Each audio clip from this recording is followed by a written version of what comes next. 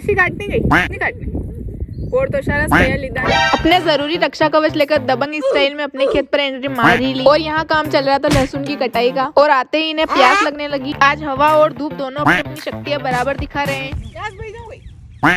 घर की ड्यूटी संभालते संभालते काफी टाइम बाद आज खेत की ड्यूटी लगी। लहसुन की जड़ों के साथ मिट्टी भी आई, इसीलिए अपने शस्त्रों की बार बार घिसाई हो रही है। ये ज्यादा बड़ा तो नहीं रहा हमारा आशास के ये गारो तो साफ करना। दो बातें सुननी ना पड़े इसलिए पहले पूछताछ करके फिर काम शुरू किया। खेत के इस छोटे से हिस्से में पता नहीं 5-10 लहसुन को क्यों रख रखा है। ये इतना गोड़ का राई की रही अतरी का कासी लगे ये आका खेत में हुई ना यार। अच्छा तब तम कहीं तो हुई सके टपलिया बोल रही गरम गरम सेंट ही रो। फिर दिन को आ जाती है अपने लिए चाय पीते पीते ऐसे ठहाके के लगा के बातें होती है। 15 रहेगी पसंद के अबे वैसा में कब का अभी 21-22 रही थी रही जो है